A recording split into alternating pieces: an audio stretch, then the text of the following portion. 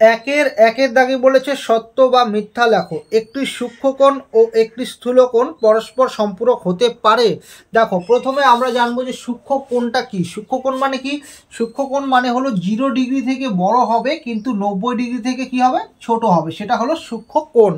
আর স্থূলকোণটা কি? স্থূলকোণ হবে 90 ডিগ্রি থেকে বড় হবে কিন্তু 180 ডিগ্রি থেকে ছোট হবে। ঠিক আছে, তাহলে এরকম একটা সূক্ষ্মকোণ তুমি যে কোনো একটা সূক্ষ্মকোণ ধরে নাও যেটা 0 ডিগ্রি থেকে বড় কিন্তু 90 ডিগ্রি থেকে ছোট। তাহলে আমি এরকম একটা সূক্ষ্মকোণ ধরে নিচ্ছি 60 ডিগ্রি। তাহলে স্থূলকোণটা কত ধরবো বলো তো? স্থূলকোণটা আমরা এমন একটা ধরবো যেন আমরা এটার সঙ্গে যোগ করলে 180 হয়। কেন 180 হয়? কারণ এখানে বলেছে একটি সূক্ষ্মকোণ ও একটি স্থূলকোণ পরস্পর সম্পূরক হতে পারে। পরস্পর সম্পূরক মানে এখানে যে কোণ দুটো থাকবে সেই কোণ দুটো যেকে যোগ করলে যেন 180 ডিগ্রি হয়। তাহলে দেখো আমরা স্থূলকোণটা ধরে নিলাম 120 ডিগ্রি। তাহলে দেখো 60 আর 120, 120 আর 60 যদি আমরা যোগ করি তাহলে কত আসবে? 180 ডিগ্রি। তাহলে এই কোণ দুটো কি হবে? পরস্পর সম্পূরক কোণ। এবার বলছি আমি যে 60 ডিগ্রি ধরছি বলে তোমাদেরকে 60 ডিগ্রি ধরতে হবে এমন কোনো কথা না। 0 ডিগ্রি থেকে বড় কিন্তু 90 ডিগ্রি থেকে ছোট, এরকম তোমরা যে কোনো একটা কোণ ধরো। দেখো আমি আবার আরেকটা উদাহরণ দিয়ে বোঝাচ্ছি। তো তুমি 50 ডিগ্রি যদি ধরো, একটি সূক্ষ্মকোণ যদি 50 ডিগ্রি ধরো, তাহলে স্থূলকোণটা কত হবে বলো তো? 130 ডিগ্রি। সে 130 ডিগ্রি কি 90 ডিগ্রি থেকে বড় কিন্তু 180 ডিগ্রি থেকে ছোট, অর্থাৎ এটা কি? এটা হলো স্থূলকোণ। আর সূক্ষ্মকোণটা হলো 0 ডিগ্রি থেকে বড় কিন্তু 90 ডিগ্রি থেকে ছোট। আর এই দুটো কোণ যদি আমরা যোগ করে দিই তাহলে আসবে 180 ডিগ্রি। অর্থাৎ আমরা বলতেই পারি তুমি যে কোনো কোণ নাও, অর্থাৎ সূক্ষ্মকোণ আর যে কোনো স্থূলকোণ নাও, কোণ দুটো কি হবে? পরস্পর সম্পূরক হবে। সৎ কথা, তার মানে কথাটা হবে সত্য। দুইয়ের দাগে আছে সঠিক উত্তরটি নির্বাচন করো। হার্ডি রামানুজ সংখ্যা বলা হয়। এখানে 4টা অপশন দেওয়া আছে, কোনটা হবে? তো দেখো এখানে যে সি নম্বর যে অপশনটা দেওয়া আছে 1729, এই সংখ্যাটাকে বলা হয় হার্ডি রামানুজ সংখ্যা। কিন্তু কেন বলা হয়? দেখো আমি তোমাদেরকে বলি এটা কেন বলা হয়। এই হার্ডি রামানুজ সংখ্যা 1729কে বলার পেছনে একটা গল্প ছিল। গল্পটা হলো, একসময় বিখ্যাত গণিতবিদ G.H. হার্ডি ভারতের বিখ্যাত গণিতজ্ঞ রামানুজের সঙ্গে দেখা করতে গিয়েছিলেন। আর তিনি যে ট্যাক্সি করে গিয়েছিলেন সেই ট্যাক্সির নম্বর ছিল 1729। এই নম্বরটা হার্ডির কাছে একটা সাধারণ সংখ্যা ছিল, কিন্তু রামানুজ যখন এই সংখ্যাটার কথা শোনেন তখন তিনি সঙ্গে সঙ্গে বলেন এটা কোনো সাধারণ সংখ্যা নয়, একটা বিশেষ সংখ্যা। কিন্তু কেন? দেখো 1729কে দুটি সংখ্যার ঘনের সমষ্টি রূপে প্রকাশ করা যায়। আর এটা হলো সব থেকে ছোট সংখ্যা যেটাকে দুটি ঘনের সমষ্টি রূপে প্রকাশ করা যাবে। একটাকে একবার লেখা যায় এটাকে 12 কিউব যোগ 1 কিউব, এটাকে লেখা যায়। তো তোমরা যদি 3টা 12 গুণ করো আর 1 কিউব মানে একটা গুণ করলে তো একই হবে, তো যোগ করে দেখো এখানে কিন্তু 1729 আসবে। আবার এই 1729কে আমরা লিখতে পারি, এটাকে লেখা যায় 10 কিউব যোগ 9 কিউব। ঠিক আছে, তো এটাকে তোমরা 10 কিউব মানে 3টা 10 গুণ করে দেখো কত হয়? 1000। আর 3টা 9 গুণ করে দেখো কত হয়? 729। সেটা যোগ করে দেখো, দেখো 1729 আসবে। তাহলে এই 1729কে দুটি সংখ্যার, দেখো দু রকম ভাবে, এখানে একরকম ভাবে দুটি সংখ্যার ঘনের সমষ্টি রূপে প্রকাশ করা গেল, আবার এখানে দেখো আরেক রকম ভাবে দুটি সংখ্যার ঘনের সমষ্টি রূপে প্রকাশ করা গেল। এটাই হলো এই 1729ই হলো সবচেয়ে ছোট সংখ্যা যেটাকে দু রকম ভাবে দুটি ঘনের সমষ্টি রূপে প্রকাশ করা যায়। এরপরে আরো অনেক সংখ্যা আছে যাদেরকে এরকম ভাবে দু রকম ভাবে দুটি ঘনের সমষ্টি রূপে প্রকাশ করা যায়, কিন্তু 1729 ছিল সবচেয়ে ছোট সংখ্যা যেটাকে দু রকম ভাবে দুটি ঘনের সমষ্টি রূপে প্রকাশ করা যায়। এটাই হলো হার্ডি রামানুজ সংখ্যা। আশা করি তোমাদের এখানে বুঝতে কোনো অসুবিধা নেই। 3-এর দাগে আছে সঠিক উত্তরটি নির্বাচন করো। P/Q একটি মূলদ সংখ্যা হলে সেক্ষেত্রে এক্ষেত্রে এখানে 4টা অপশন দেওয়া আছে, কোনটা হবে? দেখো আমরা মূলদ সংখ্যা কাকে বলি? যেসব সংখ্যাকে P/Q আকারে প্রকাশ করতে পারবো আর যেখানে Q হবে নট ইকুয়াল টু 0, সেই সংখ্যাটাকে আমরা বলবো মূলদ সংখ্যা। তো এখানে বি যে অপশনটা দেখতে পাচ্ছ তোমরা, বি অপশনে দেখো লেখা আছে Q নট ইকুয়াল টু 0, অর্থাৎ এটা সঠিক হবে। বোঝা গেল? এর দাগে আছে সঠিক উত্তরটি নির্বাচন করো। পাই চিত্রে তথ্যগুলিকে প্রকাশ করা হয়। এখানে 4টা অপশন দেওয়া আছে। দেখো আমরা জানি যে পাই চিত্রে তথ্যগুলোকে প্রকাশ করার জন্য একটা বৃত্তাকার চিত্র আঁকতে হয়, তারপর সেখান থেকে আমরা কি করি, সেই কোণগুলোকে বসিয়ে বসিয়ে বসিয়ে বসিয়ে সেই পাই চিত্রটা তৈরি করি। অর্থাৎ এখানে যে সি নম্বর যে অপশনটা দেখতে পাচ্ছ, সি নম্বর যে বৃত্তাকার চিত্রের মাধ্যমে, এটা কিন্তু সঠিক হবে। বৃত্তাকার বৃত্তাকার চিত্রের মাধ্যমে। তাহলে বোঝা গেল যে পাই চিত্রে তথ্যগুলিকে প্রকাশ করা হয় বৃত্তাকার চিত্রের মাধ্যমে। 5 দাগে আছে শূন্যস্থান পূরণ করো।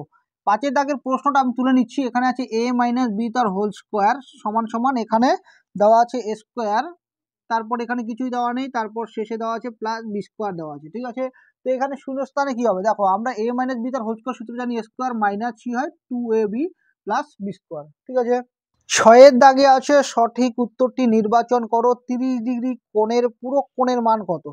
দেখো তোমাদেরকে সবার প্রথমে বলি পূরক কোণটা কি। পূরক কোণ মানে হলো যে দুটো কোণ দেওয়া থাকবে, সেই দুটো কোণ যদি যোগ করে 90 ডিগ্রি হয় তাহলে সেই কোণ দুটোকে পরস্পরের পূরক কোণ বলবো। ঠিক আছে, তাহলে এখানে প্রশ্নটা দেওয়া আছে 30 ডিগ্রি, তাহলে 30 ডিগ্রির সঙ্গে বলো তো আমরা কত যোগ করলে আমাদের 90 ডিগ্রি আসবে? নিশ্চয়ই এখানে 60 ডিগ্রি। তাহলে আমরা অপশন না দেখেই কিন্তু বলে দিলাম যে 30 ডিগ্রি কোণের পূরক কোণ হবে 60 ডিগ্রি। আমি আবারও বলছি, পূরক কোণ মানে হলো সেই কোণ দুটোকে যোগ করে যদি 90 ডিগ্রি হয় তাহলে সেই কোণ দুটো হবে পূরক কোণ। তাহলে প্রশ্নটা দেওয়া ছিল 30 ডিগ্রি, তাহলে 30 ডিগ্রি কোণের পূরক কোণ কত হবে? এখানে যে এ নম্বর যে অপশনটা দেখতে পাচ্ছ 60 ডিগ্রি, এটা হবে পূরক কোণ, কারণ 30 আর 60 যদি যোগ করে দেয় তাহলে হয়ে যাবে 90 ডিগ্রি। বোঝা গেল? 7 দাগে আছে প্রদত্ত সংখ্যাগুলির মধ্যে স্বাভাবিক সংখ্যাটি খুঁজে লেখো। তো দেখো আমি সংখ্যাগুলো লিখে নিচ্ছি। এখানে আছে 0 দেওয়া আছে, তারপর কি দেওয়া আছে 1.2 দেওয়া আছে, তারপরে দেওয়া আছে 5/3 দেওয়া আছে, তারপর কি দেওয়া আছে, তারপরে দেওয়া আছে 1/3 দেওয়া আছে, তারপর দেওয়া আছে 4। ঠিক আছে, তো এই সংখ্যাগুলো দেওয়া আছে। আমাদের বলেছে এই সংখ্যাগুলির মধ্যে স্বাভাবিক সংখ্যা কোনটা। দেখো আমরা জানি কি 0 কিন্তু স্বাভাবিক সংখ্যা নয়, এটা আমরা জানি, তাহলে 0 হবে না। তারপরে আছে 1.2, এটা দিয়ে দশমিক তুলে দিই তাহলে কত আসবে 10 হবে। তারপর কাটাকাটি করে দিলে 2 দিয়ে যদি কাটি 5 দুগুণে আসবে 10, 6 দুগুণে আসবে 12, অর্থাৎ এটাকে কত আসবে 6/5 লিখবো। কিন্তু 6/5 তো স্বাভাবিক সংখ্যা নয়, 6/5টা কি হবে, 6/5 হবে মূলদ সংখ্যা। তারপর দেখো 5/3, এটা আছে p/q আকারে আছে, এটাও একটা মূলদ সংখ্যা। আবার এটা যদি সমষ্টি ভাঙাই 3 অক্ষে 3 আর 1 4, 4/3, এটাও কি একটা মূলদ সংখ্যা। এখানে 4 হবে কি একটা স্বাভাবিক সংখ্যা। বোঝা গেল? 2-1 দাগে আছে 1/3 ও 3/5 এর মাঝে দুটি মূলদ সংখ্যা লেখো। তো দেখো আমি প্রশ্নটা তুলে নিচ্ছি। আছে 1/3 আছে, আর আছে 3/5। বলেছি এই সংখ্যা দুটির মাঝে দুটি মূলদ সংখ্যা লেখো। দেখো মূলদ সংখ্যা বের করার আগে তোমাদেরকে বলে নেই যে এই যে ভগ্নাংশগুলো দেখতে পাচ্ছ, এই ভগ্নাংশগুলোর হরগুলোকে কিন্তু আগে প্রথমে আমাদের একই আনতে হবে। তো দেখো এখানে হরে কি আছে, এখানে হরে আছে 3, আর এখানে হরে কি আছে 5 আছে। ঠিক আছে, তো 3 আর 5 যদি আমরা লসাগু করি তাহলে কত আসবে, 3×5 কত আসবে 15 হবে, তাই না? তাহলে দেখো এই যে ভগ্নাংশটা আছে এটাকে আমি আবার লিখে নিচ্ছি, আবার এই ভগ্নাংশটাকে আমি আবার লিখে নিচ্ছি। তাহলে এখানে কত দিয়ে গুণ করলে এখানে 15 আসবে বলো তো? নিশ্চয়ই 5 দিয়ে গুণ করলে, তাহলে 5 দিয়ে এখানেও গুণ করবে, 5 দিয়ে ওপরেও গুণ করবে। আবার একই রকম ভাবে এখানে দেখো 5 আছে, কিন্তু কত দিয়ে গুণ করলে 15 আসবে, 3 দিয়ে, তাহলে 3 দিয়ে এখানেও গুণ করব, এখানেও 3 দিয়ে গুণ করব। বোঝা গেল? একই রকম ভাবে দেখো, তাহলে নিচে নিচে গুণ করলে আসবে 3×5 15, আর ওপরে ওপরে যদি গুণ করি 5×5 5। একই রকম ভাবে নিচে নিচে গুণ করলে আসবে 3×5 15, ওপরে ওপরে গুণ করলে আসবে 3×3 9।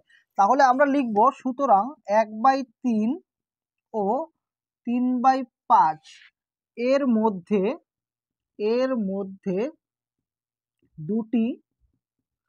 এর মধ্যে দুটি মূলদ সংখ্যা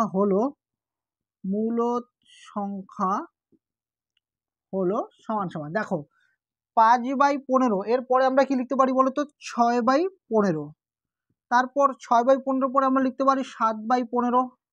যেহেতু আমাদের দুটি চেয়েছে আমরা 7/15 পর্যন্ত রাখবো। যদি আমাদের আরো মানে 3টা বলতো তাহলে আমরা লিখতাম কি 8/15। বোঝা গেল? তো আমি লিখে নিচ্ছি, আরেকটা লিখে নিচ্ছি 8/15। তো তোমরা এখান থেকে যে কোনো দুটো লিখবে। 2 দাগে আছে সরল করো। তো দেখো আমি প্রশ্নটা তুলে নিয়েছি, সরল করো প্রশ্নটা।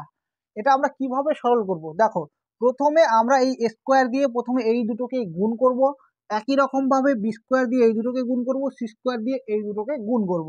তাহলে দেখো স্কোয়ার দিয়ে যদি এটাকে গুণ করি হবে এ স্কোয়ার বি স্কোয়ার, এখানে প্লাস আছে এখানে মাইনাস আছে, প্লাস মাইনাস হবে মাইনাস, এখানে গুণ করে দিলে আসবে স্কোয়ার সি স্কোয়ার যোগ।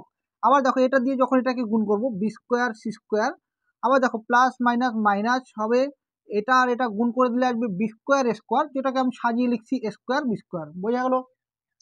আবার দেখো প্লাস একটা কথা বলে দেই, যখন সামনে ফার্স্ট ব্র্যাকেটের সামনে প্লাস চিহ্ন থাকবে তখন এখানে চিহ্ন যা আছে তাই থাকবে, যদি মাইনাস থাকে তাহলে চিহ্নটাকে গুণ করে দিতে হয়। হ্যাঁ ঠিক আছে, তো দেখো এটাকে এটা দিয়ে যদি গুণ করি হবে A square C square, plus minus হয় মাইনাস, তাহলে এটা দিয়ে এটাকে গুণ করলে আসবে বি স্কোয়ার সি স্কোয়ার।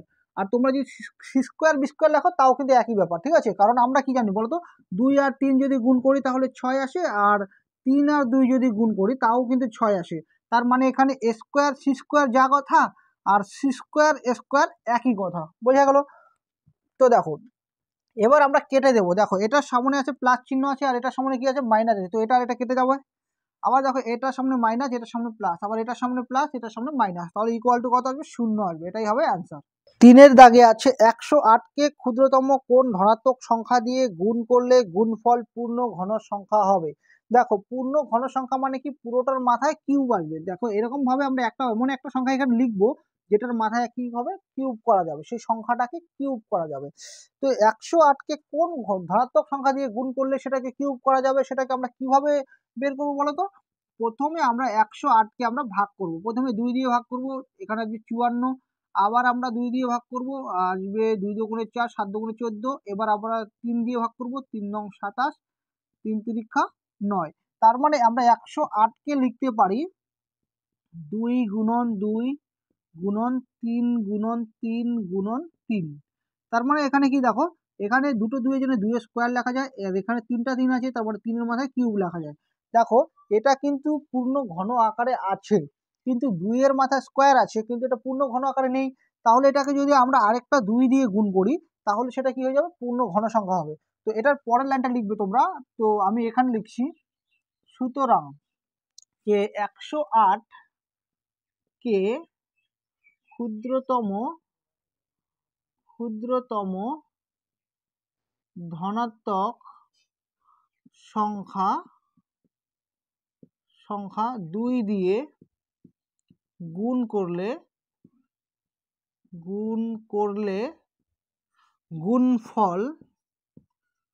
গুণফল পূর্ণ ঘন সংখ্যা হবে, ঠিক আছে। তো দেখো আমি অর্থাৎ এটা তোমাদেরকে বুঝিয়ে দিচ্ছি যে অর্থাৎ কিভাবে হয়।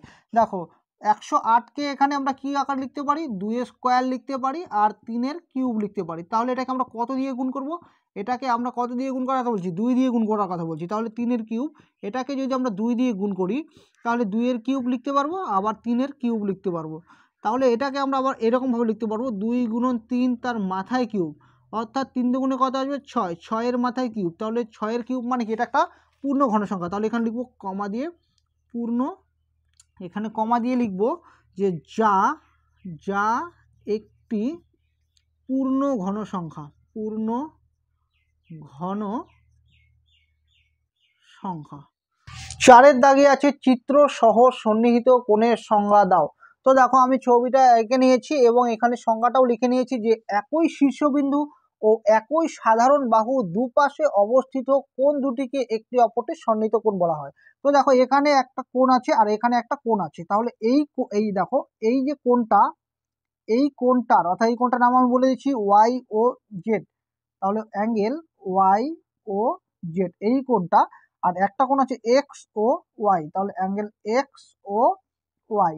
এই যে কোণটা মানে এই কোণটা আর এই কোণটা, এই দুটো কোণকে আমরা বলবো সন্নিহিত কোণ। কেন বলবো, কারণ দেখো এই দুটো কোণেরই একটা শীর্ষবিন্দু যেটা কি ও, আবার দেখো এই কোণটা আর এই কোণটারই একটা সাধারণ বাহু আছে, ঠিক আছে, যেটা ও ওয়াই হলো সাধারণ বাহু। তাহলে এই রকম যে দুটো কোণ থাকবে সেটাকে আমরা বলবো সন্নিহিত কোণ। আমি আবারও বলছি, দুটো কোণেরই একটা শীর্ষবিন্দু থাকবে এবং একটি সাধারণ বাহু থাকবে। তাহলে এই কোণটার আর এই কোণটার একটা শীর্ষবিন্দু যেটা হলো ও এবং একটি সাধারণ বাহু আছে যেটা হলো ও ওয়াই। আশা করছি এখানে বুঝতে কোনো অসুবিধা নেই। 3-এর 1-এর দাগে আছে x plus 1/x equal to 5 হলে এক্স কিউব প্লাস 1/x3 এর মান কত। তো দেখো আমি তুলে নিয়েছি x plus 1/x equal to 5, এটা হলে আমাদের বের করতে বলেছে এক্স কিউব প্লাস 1/x3 এর মানটা কত হবে, এটা আমাদের বের করতে বলেছে, ঠিক আছে। তো দেখো আমরা এটা কিভাবে করব, তো আমরা এই প্রশ্নটাকে তুলে নেব এবার। সুতরাং এক্স কিউব প্লাস হলো 1/x3, তো এটাকে আমরা এরকম ভাবে লিখতে পারি, এক্স এর মাথায় কিউব লিখতে পারি, আবার এখানে লিখতে পারি 1/x এর মাথায় কিউব। তাহলে দেখো এটা একটা সূত্র পড়ে যায় এ কিউব প্লাস বি কিউব। তাহলে এ কিউব প্লাস বি কিউবের সূত্রটা আমরা যা কি জানি, এ প্লাস বি, এখানে এ বলতে এক্স, বি বলতে 1/x, এ প্লাস বি তার হোল কিউব মাইনাস 3ab, এ বলতে এক্স, বি বলতে 1/x, 3ab ইন্টু এ প্লাস বি, এ প্লাস বি।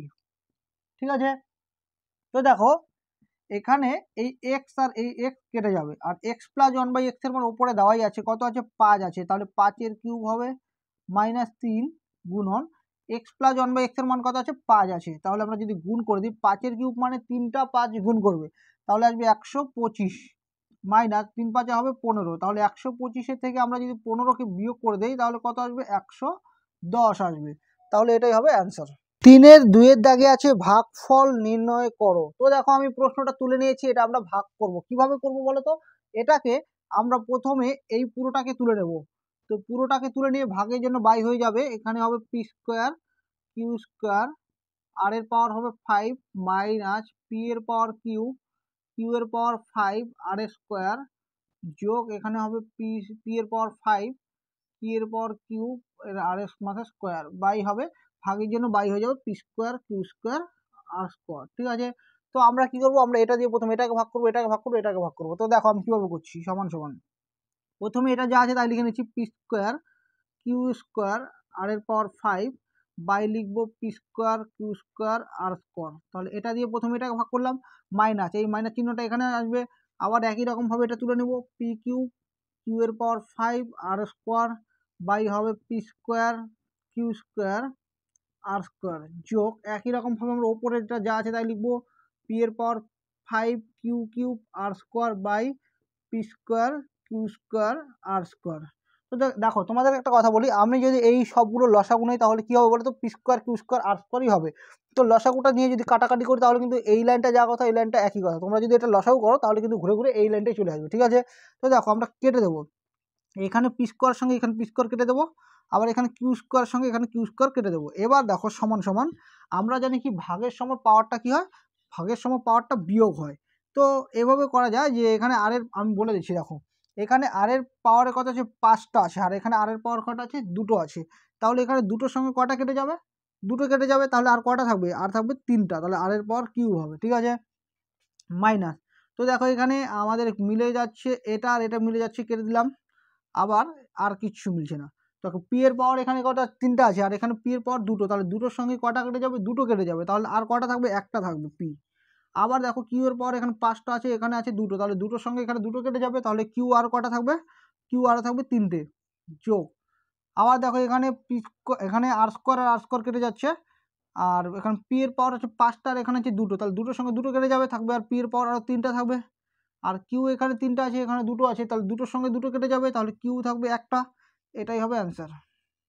3-এর দাগে যে প্রশ্নটা আছে, তোমরা একটি মডেল তৈরি করেছো যার উপকরণ কেনার খরচের একটি তালিকা তৈরি করলে, উপকরণ এখানে দেওয়া আছে, তারপর নিচে লেখা আছে যে উপরোক্ত তথ্যগুলির একটি পাই চিত্র তৈরি করো। তো দেখো এই পাই চিত্র কিন্তু আমি 1 নং স্কুলে, 2 নং স্কুলে, 3 নং স্কুলে যে সেটগুলো আছে সেখানে কিন্তু আমি পাই চিত্র কীভাবে করতে হয় সেটা বলে দিয়েছি, তো তোমরা সেই রকমভাবেই যদি এই অঙ্কটা করো তাহলে কিন্তু হয়ে যাবে। ঠিক আছে, তো আমি 3 নং যে প্রশ্ন সেটা করছি না।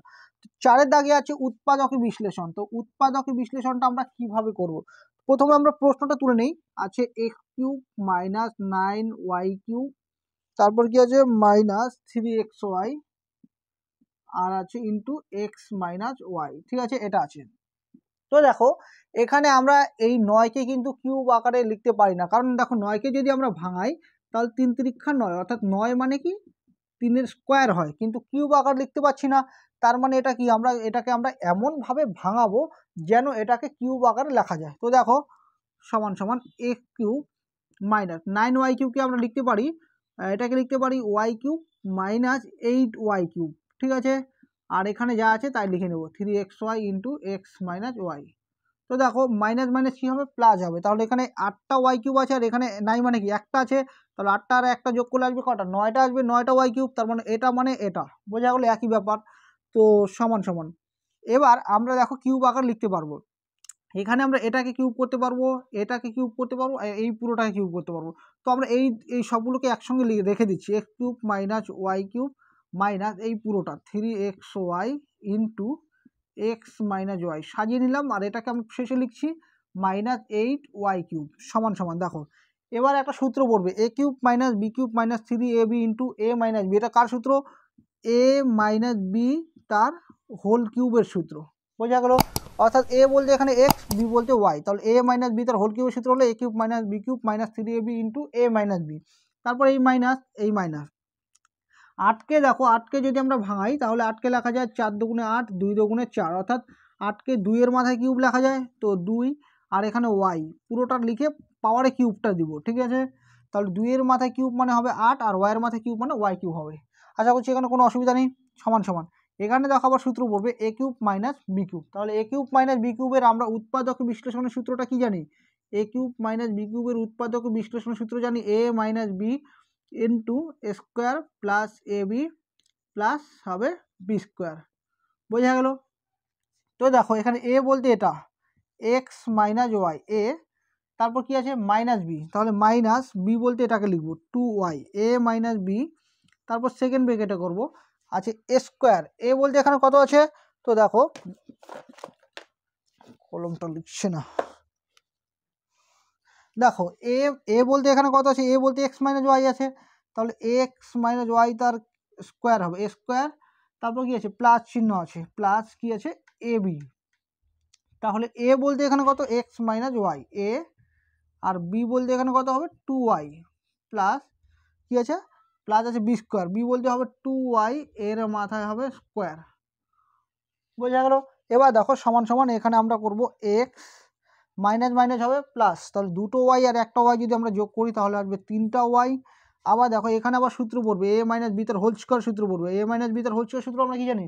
এ square minus 2ab plus B square. তাহলে এ বলতে এখানে এক্স, বি বলতে Y, A square minus 2ab plus হবে বি স্কোয়ার প্লাস এই 2y দিয়ে এটাকে গুণ করবো আমরা, তাহলে হবে 2xy। আবার দেখো 2y দিয়ে এটাকে গুণ করবো, প্লাস মাইনাস হবে মাইনাস, 2y দিয়ে এটাকে গুণ করলে আসবে 2y স্কোয়ার প্লাস 2 এর স্কোয়ার মানে হবে 4, ও ওয়াইয়ের মাথা স্কোয়ার মানে ওয়াই স্কোয়ার। বোঝা গেল? তো দেখো এখানে কাটাকাটি যাচ্ছে, এটা আর এটা কেটে যাচ্ছে। আবার দেখো এখানে দেখো এক্স স্কোয়ার একটা আছে আর কিন্তু এক্স স্কোয়ার নেই, তো আমরা প্রথমে এখানে যা আছে তাই লিখবো এক্স মাইনাস 3y, আর এখানে দেখো এক্স স্কোয়ার কিন্তু আর নেই, তো আমরা একটাই যা আছে তাই লিখে নেবো। দেখো ওয়াই স্কোয়ার কিন্তু এখানে আছে, এখানে আছে, এখানে আছে, তো আমরা এটা আর এটার মধ্যে যদি ক্যালকুলেট করি প্রথমে প্লাস মাইনাস কী হবে? মাইনাস হবে। তাহলে দুটো ওয়াই স্কোয়ার থেকে যদি একটা ওয়াই স্কোয়ার বিয়োগ করে দেই তাহলে কটা ওয়াই স্কোয়ার থাকবে? আরও একটা ওয়াই স্কোয়ার থাকবে। তো আমরা এখানে ওয়াই স্কোয়ার লিখে নিলাম, আর চিহ্ন থাকবে সবসময় এই দুটো সংখ্যার মধ্যে বড় সংখ্যার সামনেরটা, তার মানে মাইনাস হবে। আবার এখানে আছে প্লাস আছে 4y স্কোয়ার। বোঝা গেল? তো দেখো এর পরের লাইনটা আমি এখানে করছি সমান সমান, মানে এটা শেষের লাইনটা এখানে এক্স মাইনাস 3y, আর এখানে দেখো এক্স স্কোয়ার লিখবো মাইনাস আর প্লাস হবে মাইনাস, অর্থাৎ প্লাস মাইনাস মাইনাস হয়, তাহলে 4টা ওয়াই স্কোয়ার থেকে যদি একটা ওয়াই স্কোয়ার আমরা বিয়োগ করে দিই তাহলে আসবে 3টা ওয়াই স্কোয়ার, আর চিহ্ন সবসময় বড় সংখ্যার সামনেটা, তার মানে প্লাস চিহ্ন হবে এখানে। বোঝা গেলো? এটাই হবে অ্যান্সার।